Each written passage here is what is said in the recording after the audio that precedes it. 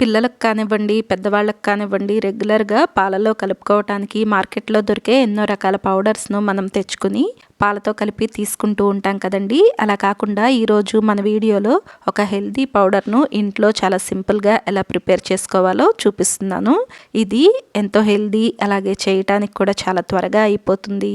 రెగ్యులర్‌గా దీన్ని పాలతో కలిపి తీసుకోవటం వలన ఎన్నో అనారోగ్య సమస్యలకు చెక్ పెడుతుంది. దాంతోపాటు నరాలను, కండరాలను, ఎముకలకు కొత్త శక్తిని కూడా ఇస్తుంది. మరి ఈ హెల్తీ పౌడర్‌ని ఎలా చేసుకోవాలో ఈ వీడియోలో చూద్దాం. Welcome to Vantalammi. నేను మోనిక. మీరు కనుక ఈ ఛానల్ను మొదటిసారిగా చూస్తున్నట్లయితే తప్పకుండా సబ్స్క్రైబ్ చేసుకోండి.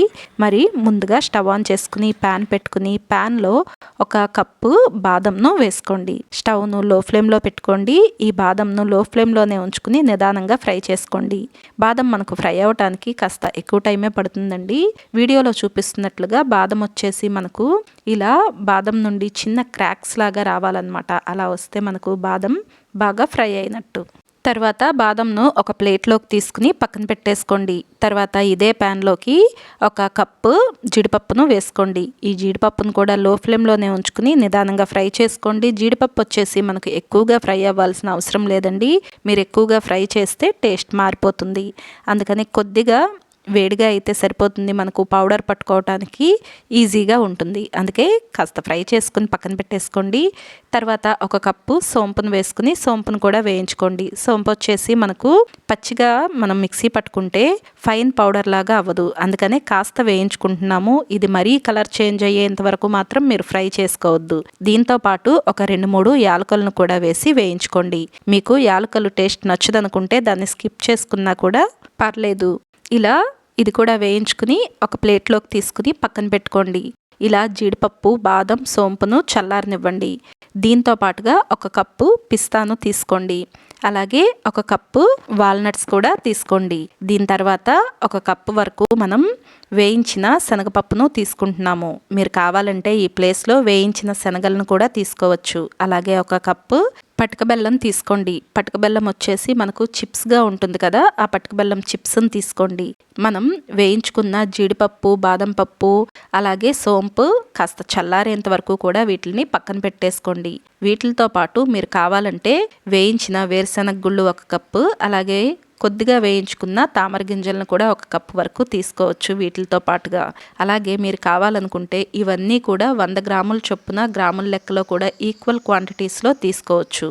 ఇలా తీసుకుని ఇవన్నీ కూడా ఒకదాని తర్వాత ఒకటిగా మనం పౌడర్ పట్టుకుందాము. మనకు బాదం పప్పు చల్లారిన తర్వాత ఇలా మిక్సీ జార్లోకి తీసుకుని బాదం పప్పును మంచిగా పౌడర్ లాగా పట్టుకోండి. బాదం పప్పు వచ్చేసి మనకు ఇలా కొద్దిగా ముద్దగా వస్తుందండి. ఇలా తీసుకుని ఈ పొడిని ఒక వెడల్పాటి ప్లేట్లోకి తీసుకుని పక్కన పెట్టుకోండి. తర్వాత జీడిపప్పును కూడా మెత్తగా పౌడర్ లాగా పట్టుకోండి. జీడిపప్పు కూడా మనకు పౌడర్ లాగా అవ్వదండి, కాస్త ముద్దగానే వస్తుంది. ఈ జీడిపప్పును కూడా మీరు పక్కన పెట్టుకోండి. ఇలాగే పిస్తా, వేయించిన శనగపప్పు, వాల్నట్స్, అలాగే సోంపుతో పాటుగా మనం 2-3 యాలకులు కూడా వేసుకుని వేయించుకుందాం కదా, ఈ సోంపును కూడా ఇలాగే ఫైన్ పౌడర్ లాగా పట్టుకోండి. మనకు వీటిల్లో బాదం, జీడిపప్పు, వాల్నట్స్ వచ్చేసి కొద్దిగా ముద్దలాగా వస్తాయండి. తర్వాత మొత్తంలో కలిసినప్పుడు అది కూడా పౌడర్ లాగా కలిసిపోతుంది, ముద్దలాగా ఏమీ ఉండదు. ఇలా మొత్తం కూడా మీరు ఫైన్ పౌడర్స్ లాగా పట్టి పక్కన పెట్టుకున్న తర్వాత ఇవన్నీ కూడా ఒక వెడల్పాటి ప్లేట్లోకి తీసుకోండి. పటిక బెల్లం చిప్స్ను కూడా మిక్సీ జార్లోకి తీసుకుని ఇలా పౌడర్ లాగా పట్టుకోండి. మీరు పటిక బెల్లము గడ్డల్లాగా తీసుకుంటున్నట్లయితే ముందుగా వాటిని చిన్న ముక్కలుగా కట్ చేసుకుని తర్వాత పౌడర్ పట్టుకోండి. తర్వాత వీటిలన్నిటినీ కూడా ఇలా వెడల్పాటి పాత్రలోకి తీసుకోవటం వలన మనకు కలుపుకునేటప్పుడు ఈజీ అవుతుందండి. ఇలా మొత్తం కలిసేలాగా ఒక గరిటతో కానివ్వండి, చేత్తో కానివ్వండి బాగా కలుపుకోండి. మనకు జీడిపప్పు, బాదం పప్పు, వాల్నట్ వచ్చేసి కొద్దిగా ముద్దలాగా ఉంటుంది కాబట్టి చేత్తో ఇలా మొత్తం కలిసేలాగా కలుపుకుని ఒక గంట పాటు పక్కన పెట్టేసుకుని ఈ మొత్తం కలుపుకున్న పౌడర్ని మరొకసారి మీరు మిక్సీ పట్టేసుకోండి. అప్పుడు ఇలా పొడి పొడిలాడుతూ వస్తుందండి. మనకి ఎక్కడ ముద్దగా ఉండటం అనేది ఉండదు. ఇలా పౌడర్ లాగా పట్టుకుని ఈ మొత్తాన్ని కూడా ఏదైనా గాజు సీసాలోకి తీసుకోండి. ఇలా ప్రిపేర్ చేసుకున్న పౌడర్ను గాజు సీసాల్లోకి కానివ్వండి, ఏదైనా ఎయిర్ టైట్ కంటైనర్లోకి కానివ్వండి తీసుకుని స్టోర్ చేసుకోండి. మనకు ఈ పౌడర్ వచ్చేసి పాలల్లో ఒక గ్లాస్ పాలకొచ్చేసి మనం 2 స్పూన్ల వరకు ఈ పౌడర్ను యాడ్ చేసుకోవాలి. ఇలా యాడ్ చేసుకుని ఒకసారి మొత్తం కలిసేలాగా కలుపుకోండి. ఇది పాలల్లో చాలా రుచిగా ఉంటుందండి.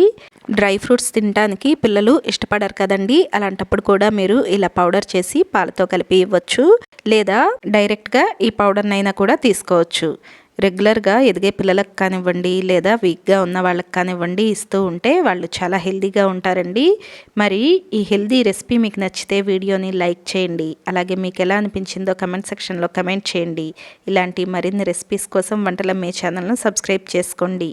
ఈ వీడియోని మీ ఫ్రెండ్స్ ఇంకా ఫ్యామిలీ మెంబర్స్కు షేర్ చేయండి. Thank you for watching.